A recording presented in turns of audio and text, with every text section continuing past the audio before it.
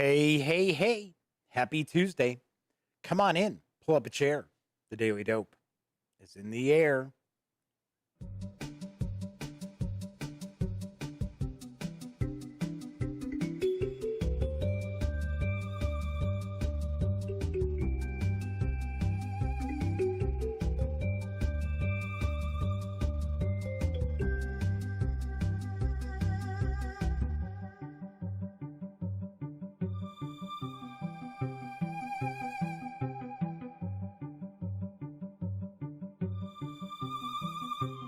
Howdy, howdy, howdy, gang. Yes, I'm Jeff McAleer, back once again as your host here at The Daily Dope, presented by thegaminggang.com, which I happen to be the grand poobah, as I am the founder and editor-in-chief of The Gaming Gang. So, welcome aboard. Tonight is Tuesday, August 25th, 2020. This is episode 532 of the Daily Dope. So welcome aboard. If you've never joined me before, let me point out this is very, very casual. Just hang out talking about the latest in tabletop gaming news. So we talk about card games and board games and role-playing games, miniatures games. Every once in a while, we might talk a little bit about PC gaming as well as some pop culture. But for the vast majority of the time, we are talking about tabletop gaming in these here parts. So before we jump into the news, let me remind you, if you like this video, by all means, please give it a quick thumbs up.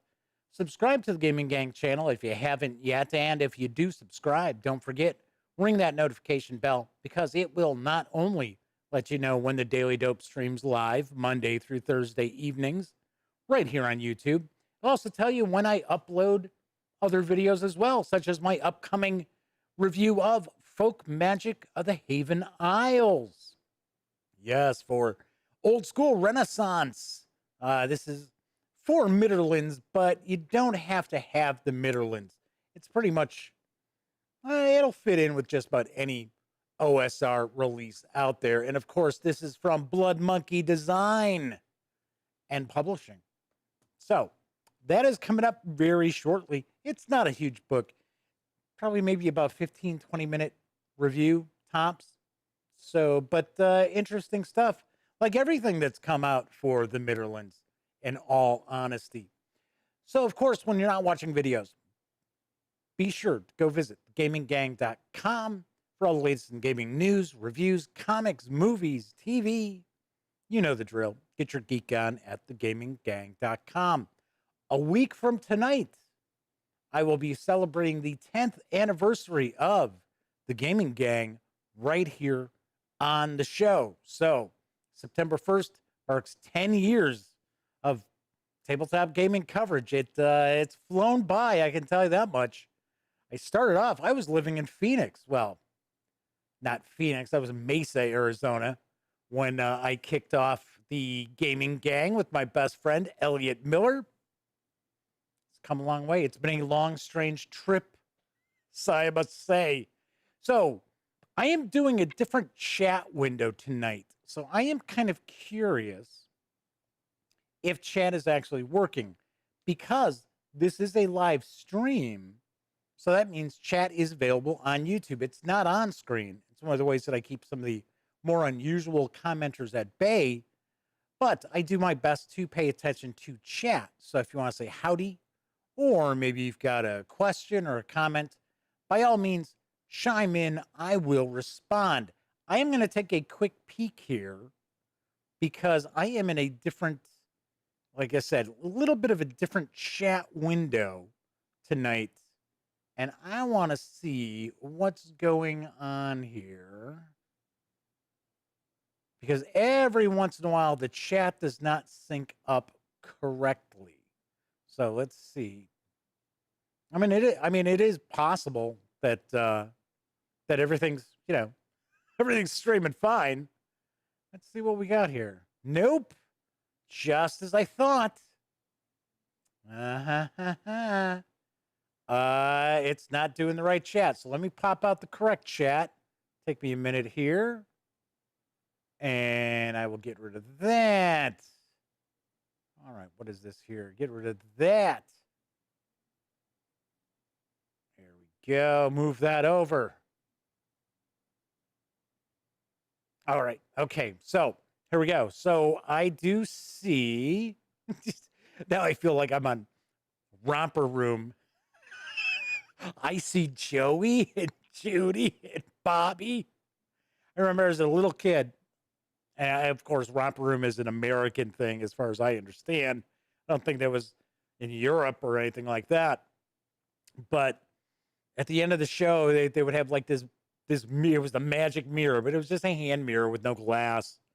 And the hostess would look in and she'd be like, I see Bobby and Janie, and I'll be damned if she never said Jeff.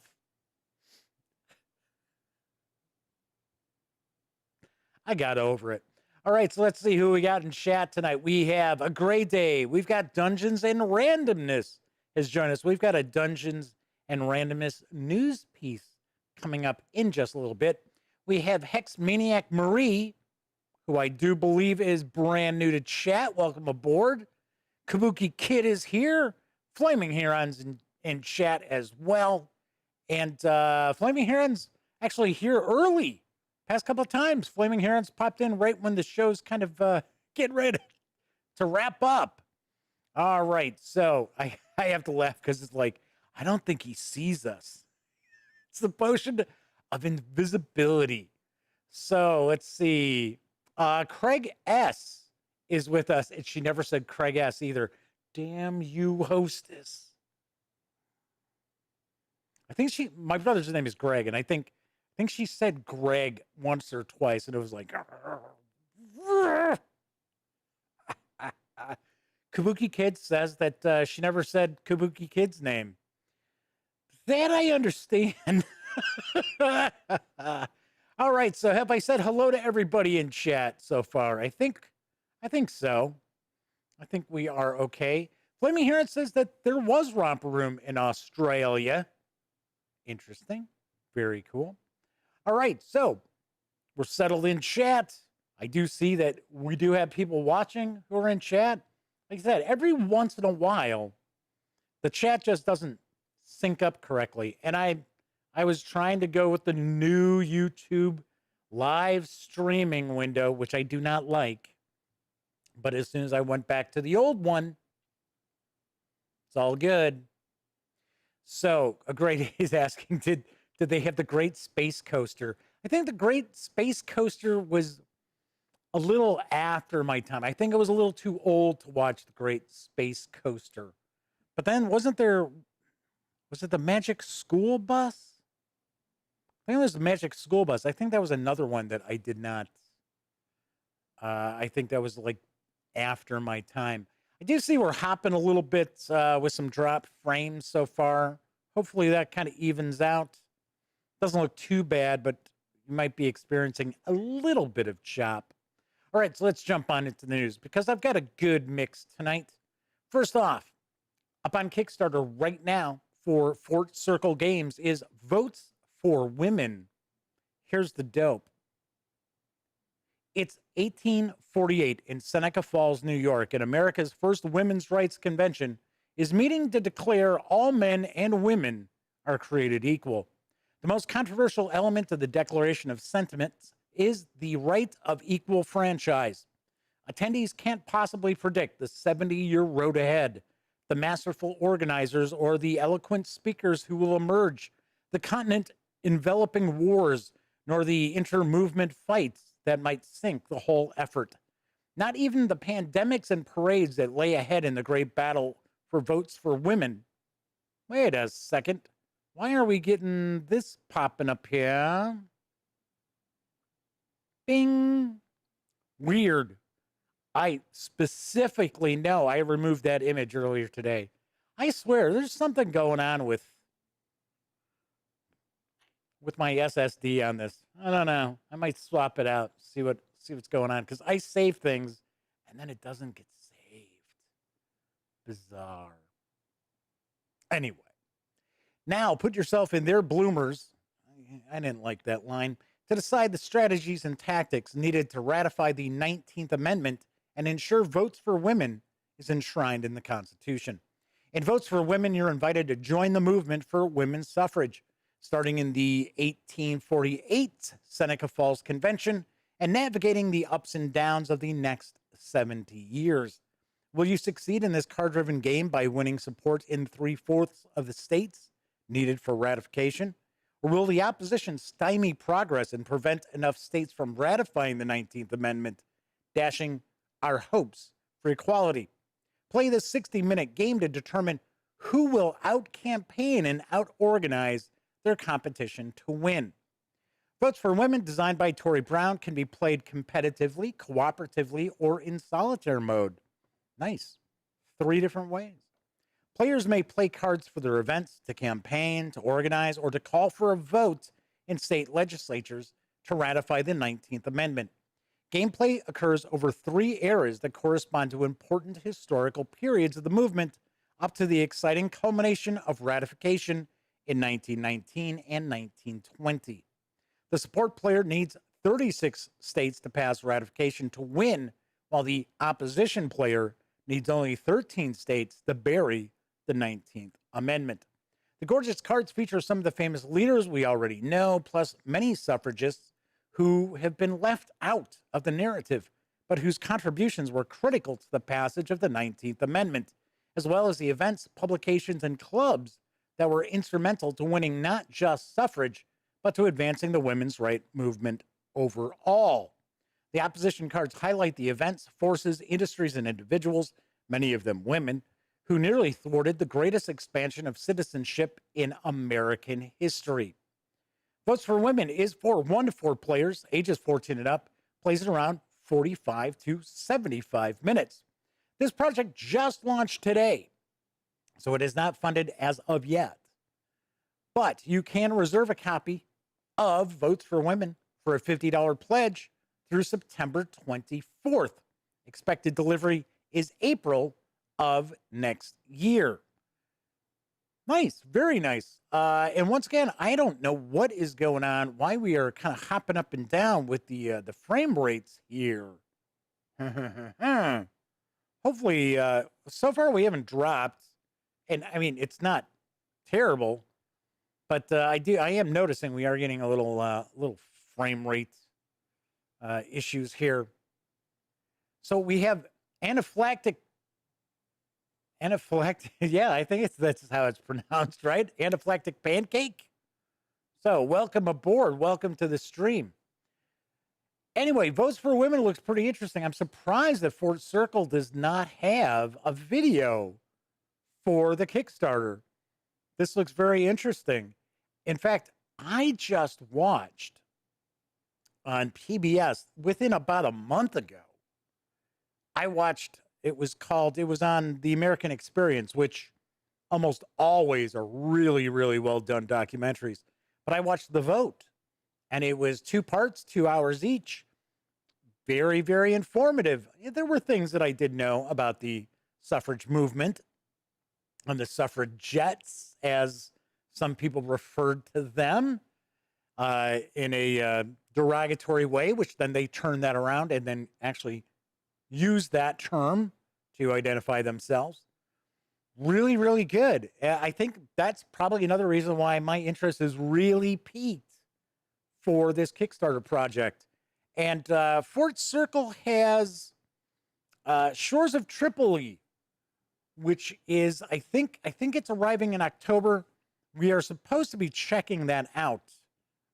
Supposedly going to get an opportunity to review that. Fingers crossed. So we might be seeing that come October. So very cool. But in the meantime, definitely check this out. It is on Kickstarter right now, and it has gotten off to a good start. So let's see. Let's see what we got going on in chat here. So Kabuki Kid says, they were just talking yesterday about how you never see Susan B. Anthony dollars anymore. Well, here in the U.S., we never see any change anymore either. At least here, we have not had, we have signs in a lot of businesses saying that, well, because of the pandemic, they're not being issued change. So kind of interesting. And Craig S. says that they live about a half hour away from Seneca Falls. Very cool. Hex Maniac Marie says, I'm so getting that if I can. Just got into that time period with Downton Abbey. Good show. I got hooked on Downton Abbey. I was like, I don't know. I was like, everybody keeps talking about this. I guess I'll check it out. And I was like, wow, I am really surprised. Really enjoyed it. Not necessarily into those kind of series. All right, I'm going to change something here because once again, we're just bouncing all over the place with these frame rates tonight. Let's see.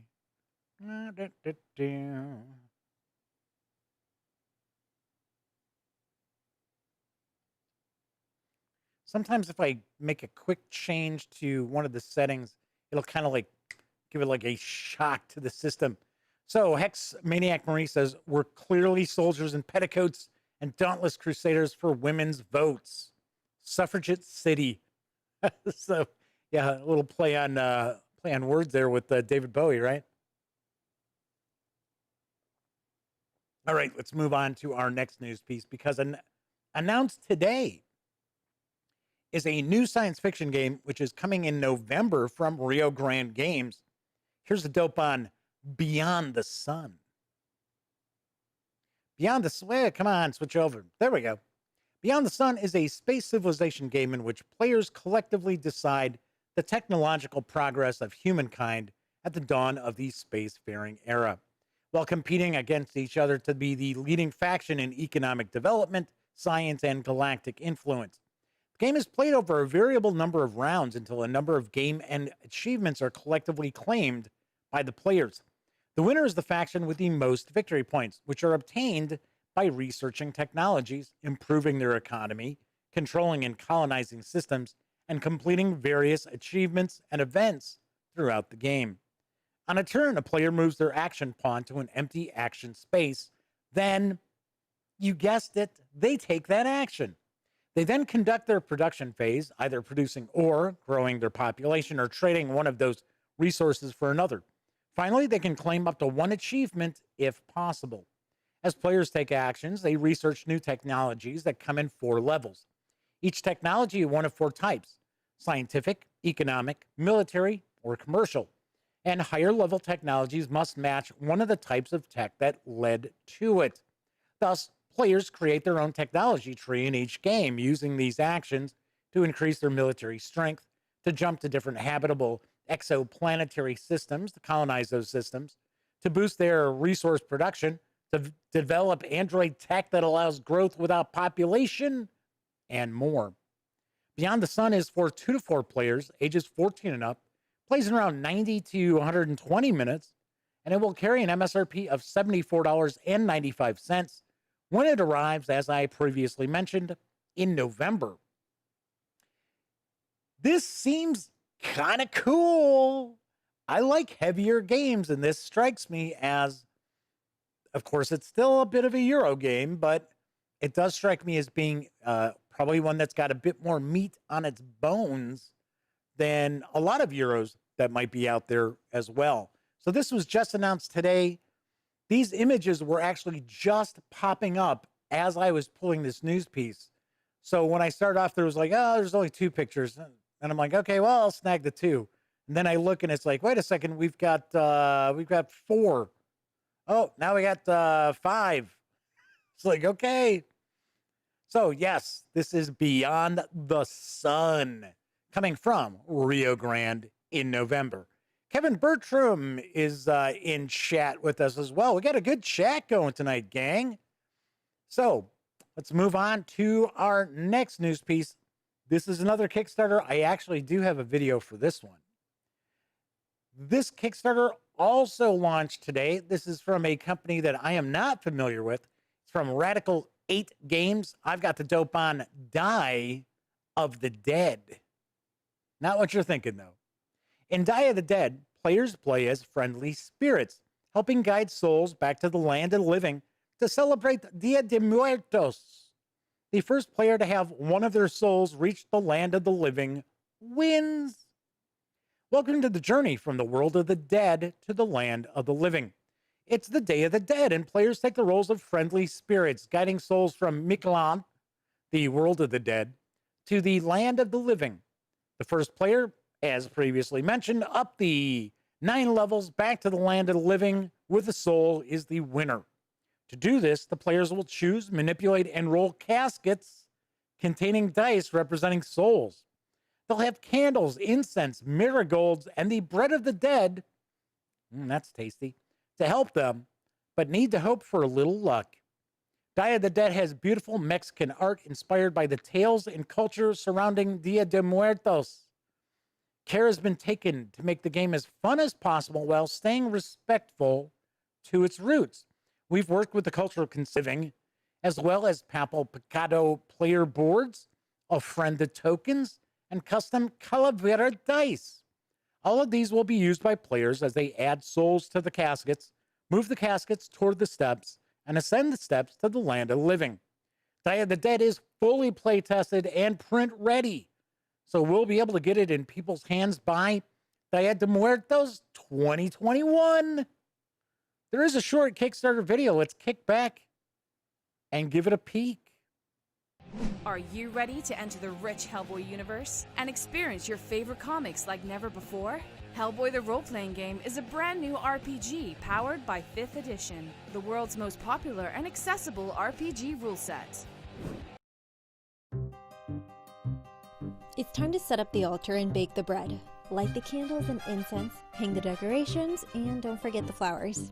Let's celebrate Dia de Muertos in the board game Die of the Dead. Radical 8 Games' Die of the Dead is a dice game for 2 to 5 players, featuring stunning components which enable unique gameplay. Players take the roles of friendly spirits, helping souls return from the world of the dead to the land of the living. The first player to have a soul travel in the caskets and reach the land of the living wins. Each turn, players choose one of 4 unique caskets to activate. This not only helps them, but the shake of the casket may also help or hinder the other players. This keeps all players engaged during the game with no downtime, but plenty of surprises. Die of the Dead features stunning artwork by Mexican artist Ruzambel. Through discussions with a cultural consultant, we have tried to embed the theme of Dia de Muertos in the game as much as possible.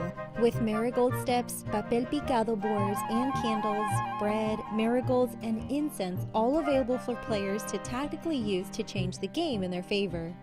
Die of the Dead contains 4 Dia de Muertos caskets, a set of 3D steps, papel picado boards, and 75 dice, including 15 custom dice. For more information, including details on how to play, please check out our Kickstarter page or look for us on Board Game Geek. Thanks for watching.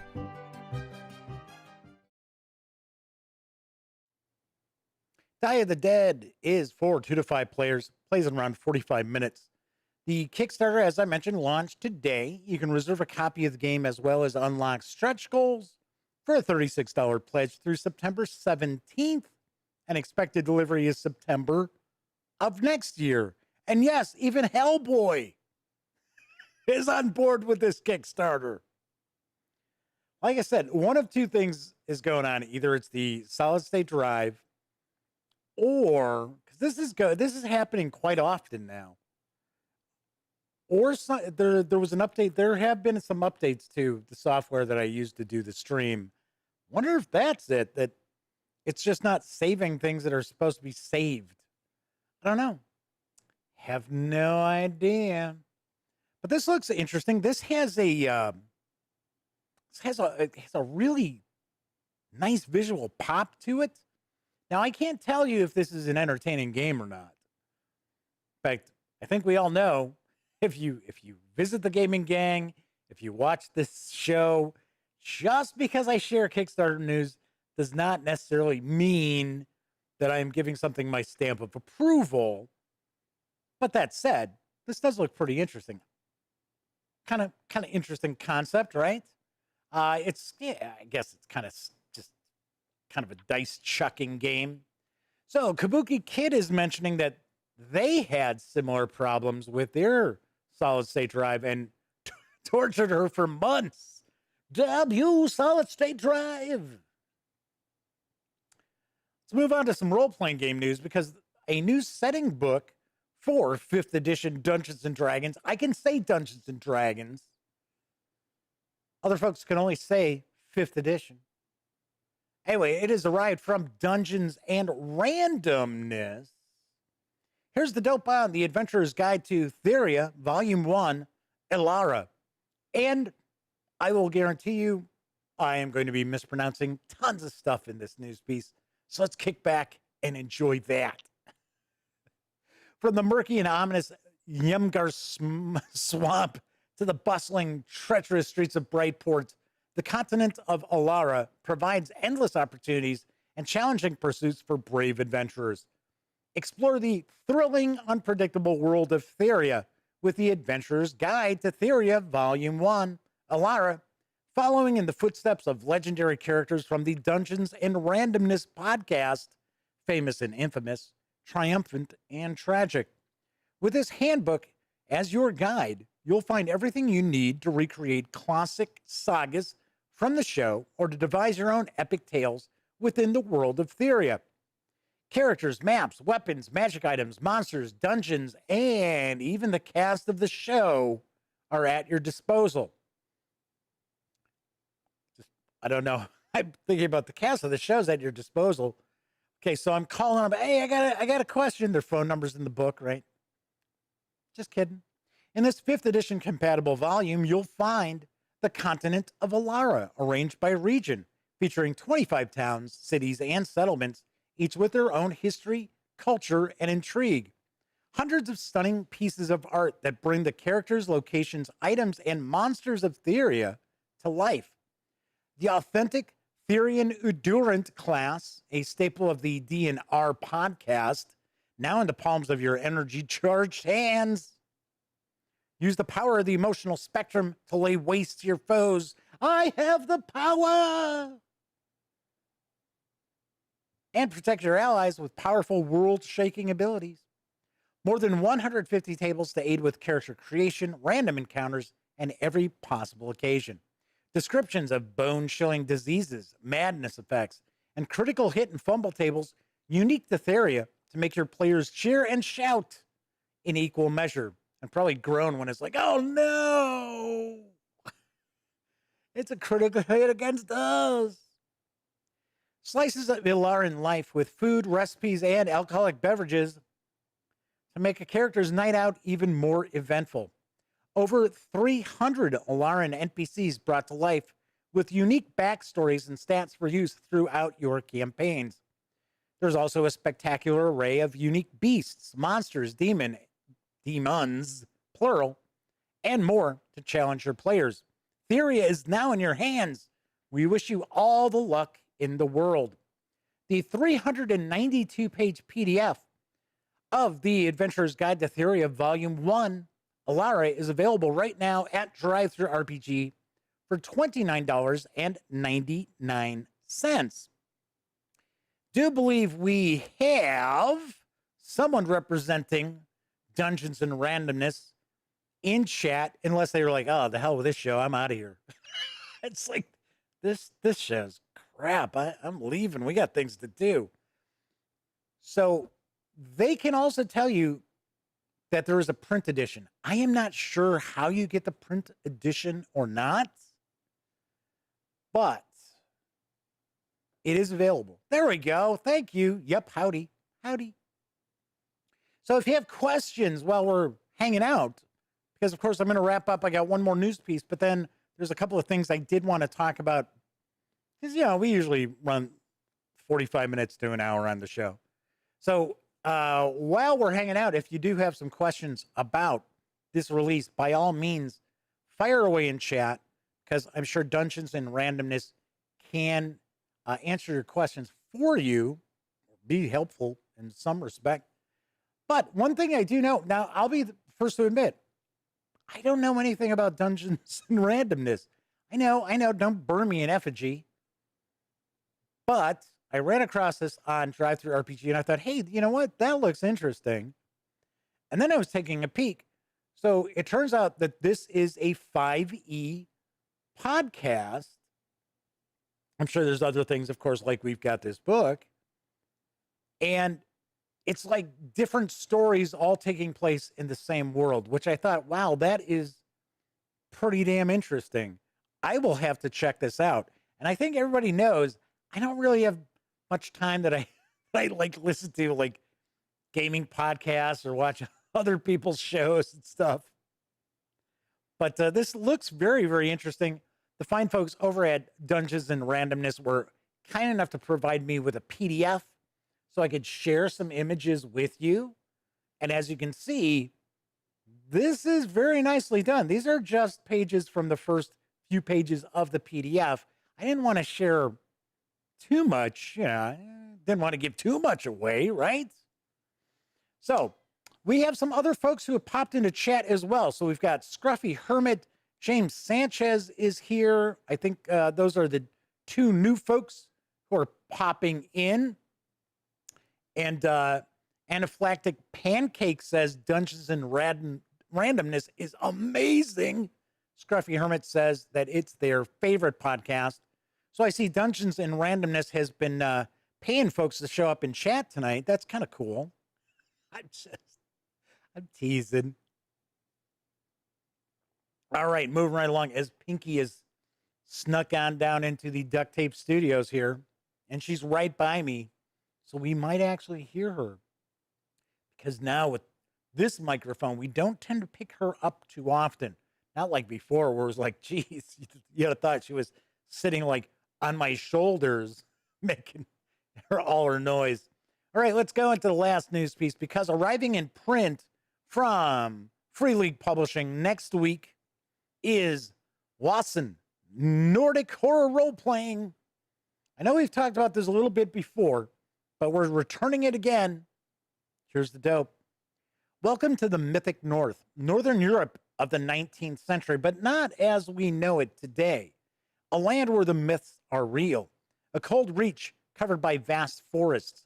Its few cities, lonely beacons of industry and enlightenment. A new civilization dawning. But in the countryside, the old ways still hold sway. There, people know what lurks in the dark. They know to fear it. Wasson, Nordic horror role-playing, is written by Niels Heinz and based on the work of Swedish illustrator and author Johan Egerkrans. I know I got that wrong. I tried.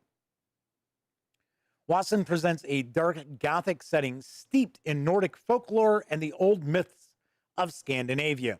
The game mechanics utilize an adapted version of the award-winning Year Zero engine. The game features 10 ready-to-use archetypes to let you create a character in minutes, or use the included life path tables and let the dice decide. Quick and flavorful rules for combat, investigations, and horror. Rules for developing the player character's headquarters during campaign play. A detailed gazetteer of the mythic North setting and the town of Uppsala. Once again, for some strange reason, we got an extra image in here that does not belong.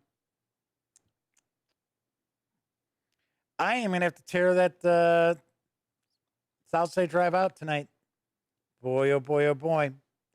All right, also includes a score of blood-curdling Wasson to encounter, all beautifully illustrated by Johan Egerskrans, and an introductory mystery called The Dance of Dreams.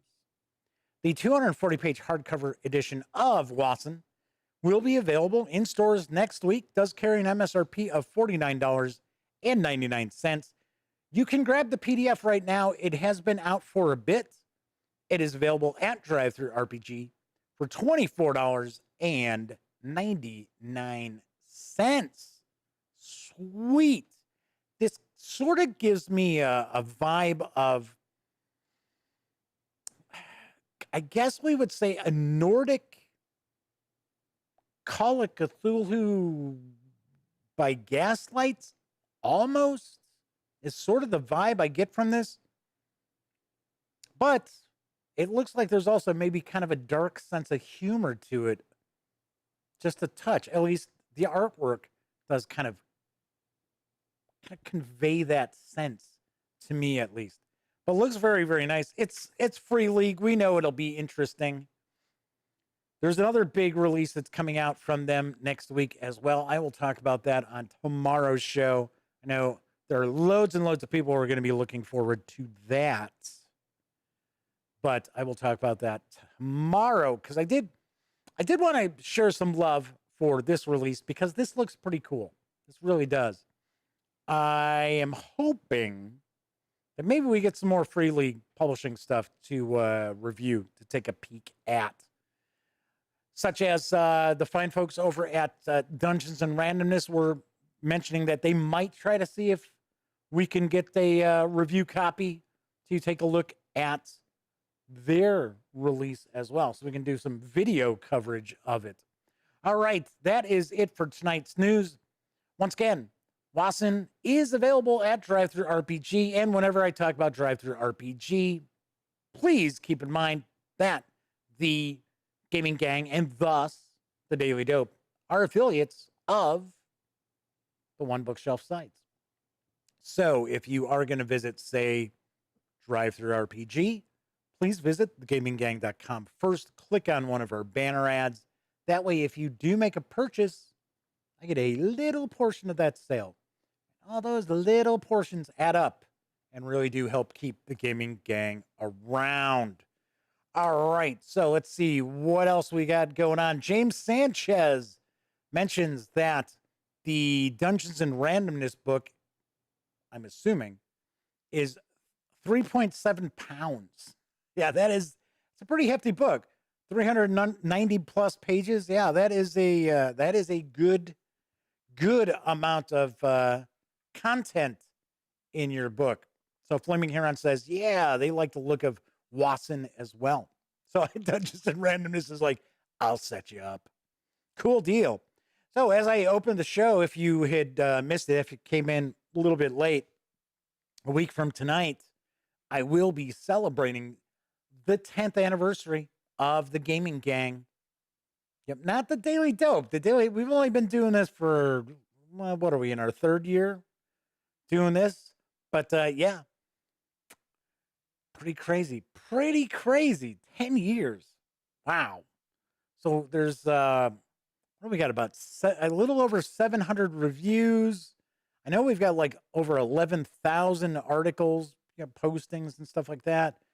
Over here on YouTube, I think we've got something like 915 videos. So we've been busy. We've been busy over the years. Anyway, so there are a couple of things I want to talk about. Let me grab a quick sip here. Two things. One, so I ran across something on Twitter today, and somebody had published an article, and they were talking about the difference between a reviewer and a critic. And this comes from a gaming website, I guess, at which it looks like they do game reviews. So they were like trying to explain the difference between a reviewer and a critic. And they were saying that, well, a critic has experience in that industry. That's why they're a critic, and that's why they can have critiques of whatever it is that they're critiquing. And it was one of those too long to really read the whole thing. Plus, it was, to me, it just read like, well, this is just my ideas, right? It's like, this is not based in facts or anything like that, because it can't be. Because a critic and a reviewer are essentially the same thing. A critic provides reviews. They provide critiques. So I'll give you a great example. You can blow away the whole premise that in order to be a critic, you have to actually work within that industry is not true. Think of any movie critic. Yeah, okay, granted, Roger Ebert wrote the screenplay for, what was it, Valley of the Dolls or something like that.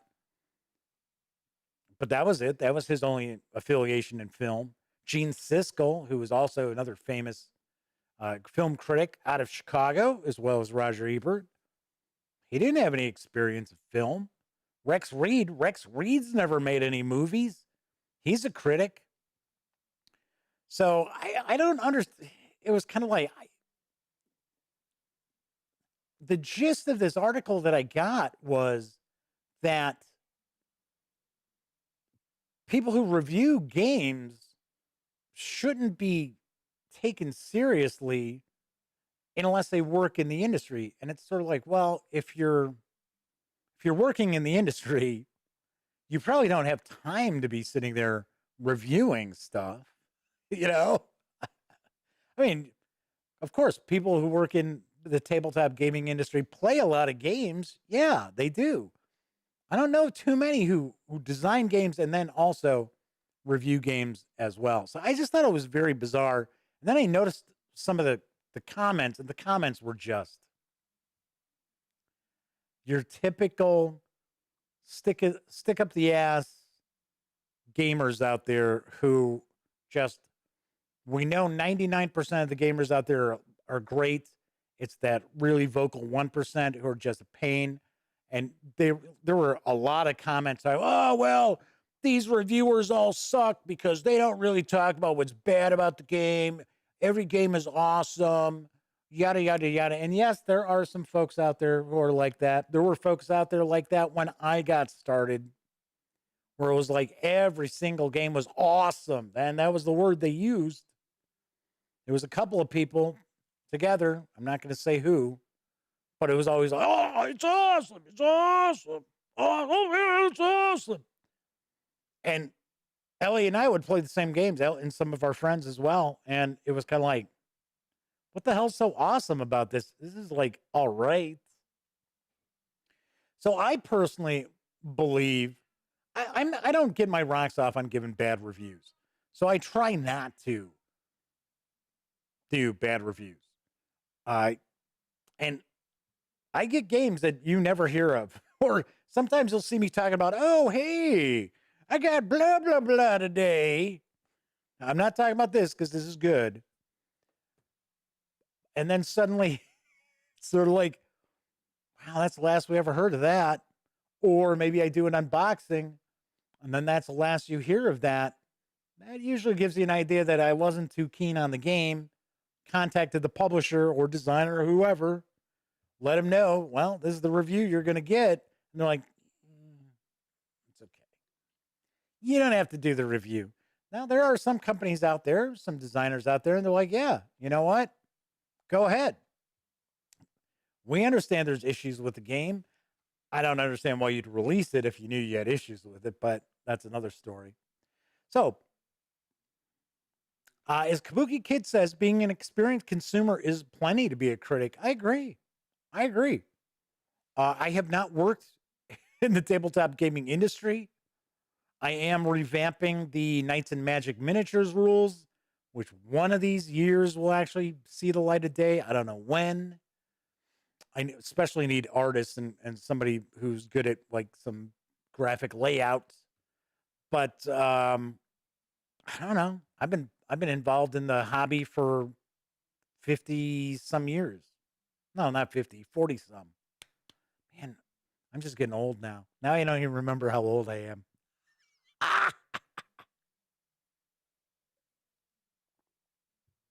I have been playing games for about 40, 44, 43, 43, 44 years, somewhere around there. So I don't know. Now, I'm not necessarily saying, oh, hey, how dare they talk about critics and reviewers. It's just I don't see there's a difference. I really don't. I honestly do not see. But all these complainers now are all saying, oh, yeah, these people are just influencers, which I think if you watch the show, you already know I hate that term. I am not an influencer. But they had a lot of vitriol. And I was like, geez, relax. People, what are you, jealous? Start your own site. There you go. I mean, there's enough of us out there now, but when I got started, there weren't too many. If you got an issue with how people review games, boom.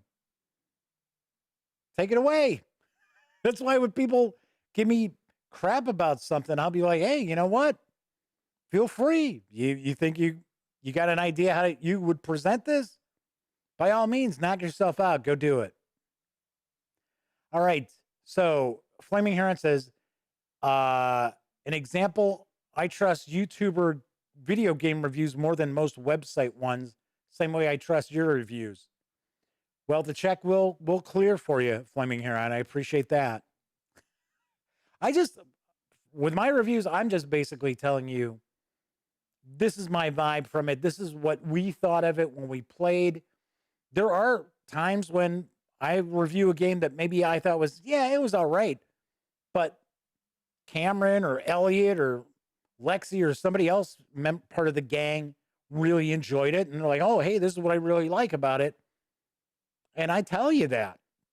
So I don't just base the reviews strictly on what I personally thought, unless we're talking about RPG stuff. Then, of course, it's my thoughts.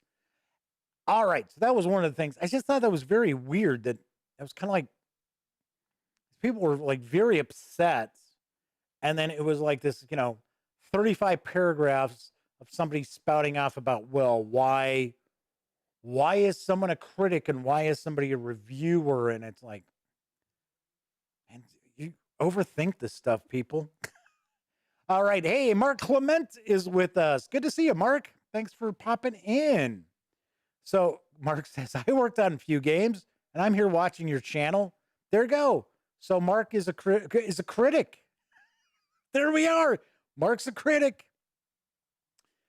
Anyway, other thing I was going to mention, I saw somebody today, and it seems like this was something else on Twitter, where there's a lot of piss and vinegar flowing Wizards of the Coast's way, and I get it, I understand it.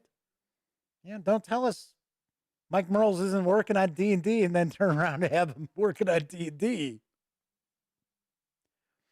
But their complaint was how Wizards of the Coast, they're such rip-off artists. They make Dungeons and Dragons and they made it with 3 books you gotta buy. You gotta buy 3 books. And they're screwing you and ripping you off. Who else makes you buy more than 1 book to play their game? Role-playing game-wise. And I'm sitting there thinking, everybody? And this is somebody who is like, once again, I'm not going to say who it is, but it's someone who creates dice. They must have like a little Etsy store or something like that. But their gig is that they sell tabletop gaming dice. They create different kinds of dice. So Jorge Rodriguez has popped in wishing a happy anniversary. Not tonight, Jorge. It's a week from tonight, but we are getting close. We're getting very close to our 10th anniversary. And there should be prizes if you watch. Yes, I'm sure it'll be a lot of role-playing game PDFs, but there'll be prizes. Anyway, so it was this like complaint about, yes, and I get it. Okay, so you got to buy 3 books if you want to play Dungeons and Dragons. Now, somebody argued in this thread that no, you don't. You only have to buy the player's handbook, which is not true. Damn, we're bouncing up and down on our frames per second again. Damn, I don't know what the hell's going on with this. We've got some weather issues in the Chicago area as well. But so yes, but that's going back to like original Dungeons and Dragons. I mean, you bought the box set, there were still multiple books in it. So they were just beefing on Wizards of the Coast, which, I get it. I understand it. But for some of these people out there in the tabletop gaming hobby, in the community, the role players out there, some of them have very unusual and unrealistic ideas about this hobby. So, got to point out, and I've had Ken Hite tell me this, and if you're familiar with role-playing games, you know who Ken Hite is, or Kenneth Hite. I'm not sure if he prefers to be called Kenneth. But he had told me, you know what? If you want to make money, you don't get into role playing games. It's like, yeah, because just think about it. You have somebody who's really clever, who's really on top of things. All they need are the core books or a core book, and that's it. They never need to buy anything else because they'll just create it all. They'll invent it all. Most gamers aren't like that. Most gamers do go out and they do purchase published products, which is fine. But to expect a gaming company to go out there and produce a core book and be like, yeah, that's it. We don't want to sell anything else ever again. It's kind of ridiculous. So I can understand with people being upset with Wizards of the Coast, but be upset with them and call them to task about what you should call them to task about. They'll be sitting there being like, I can't believe they make you buy 3 books. Yeah, and come on. A lot of game companies out there I can think of right off the top of my head that you need more than 1 book to effectively run their game. So Flaming Heron says, for most of these people, it's for the passion for the game rather than monetary gain. Yeah, that's very true. Although on the flip side, you do see some people with, say, Dungeon Master or DM's Guild. I know. Who they just seem, it's almost like same with computer game companies. There's some computer game companies out there where it's like, it's just shovelware. It's garbage, but they just keep cranking shit out, and they figure somebody's stupid enough to buy this. There is a bit of that in the drive-through RPG / DM's Guild world as well. So Kabuki Kid says, yeah, it's been 3 core books for decades. I know. I was kind of curious. Are other people upset about this? Because I know I'm not. But then again, it's, I don't always have my pulse, my finger on the pulse of the hobby. I do have a pulse. Knock on wood. But no, I don't always have my finger on the pulse of the hobby. I'm usually pretty good. But I was kind of curious if, is that something people are upset about right now? Are they upset that you need to buy 3 books for D&D? I didn't think so. So Great Day says, isn't Fantasy Flight Games Star Wars like 6 books? Yeah, and I don't know which is supposed to be for what. It's supposed to be a great system, but it's kind of like, yeah, it's sort of like, well, okay, so if you want to have people like Jedis in the game, you got to have this book. And if you want to have starships in the game, you got to have this book. Oh, you want space in the game? Well, then you better buy this book too. Flaming Heron says, oh, don't get me started with computer game companies. The whole GTA 5 being released multiple times in multiple years. Yep. And yeah, you got all that DLC, Jorge points out as well. All right, so piggybacking real quick on the Dungeons and Dragons. A couple of people asked, hey, when am I going to be reviewing the Rime of the Frost Maiden? And my answer is, I don't know. I do not know ahead of time when the Wizards of the Coast releases are showing up. And I have had books show up 3 weeks before they hit stores. And I have had books show up the day before they hit stores. So I don't know. I have no idea. All right, that is it for tonight's show. Looks like we keep bouncing up and down. So I'm going to wrap this up. Hey, we're almost at an hour anyway. All right. Anyway, Flaming Heron says, well, you only really need core books for FFG Star Wars, but if you want anything beside what's in the core rule books, then make them. So, yes, Jorge says, our host is not psychic. No, I'm not. I am not. I was never a member of the Psychic Network by any stretch. Though, how come they never foresaw their own bankruptcy? That's what I always wondered. All right. Anyway, as I like to remind folks, if you like this video, please give it a quick thumbs up. Subscribe to the Gaming Gang channel if you haven't already. And if you do subscribe, be sure to ring that notification bell. And it will not only let you know when the Daily Dope streams live, Monday through Thursday nights, right here on YouTube, it'll also tell you when I upload other videos as well, such as my upcoming review of Folk Magic of the Haven Isles, which will be very shortly. Those of you who hung out in chat, thank you very much. We had some new folks pop in, and I definitely appreciate that. I appreciate the fine folks over at Dungeons and Randomness from swinging in as well and kind of hanging out for their news piece to let people know about their new release as well as your podcast. And of course, if you watch after the fact, maybe you're watching on Memorex, I appreciate that as well. Really, really do appreciate anybody who takes some time out to watch this goofball just pontificate in front of everybody. I have my own randomness. All right. Anyway, everybody enjoy the rest of your Tuesday night / Wednesday morning. I will be back tomorrow. And of course, as I close all the videos out during this pandemic, unfortunately, everyone do your best to be smart and stay safe.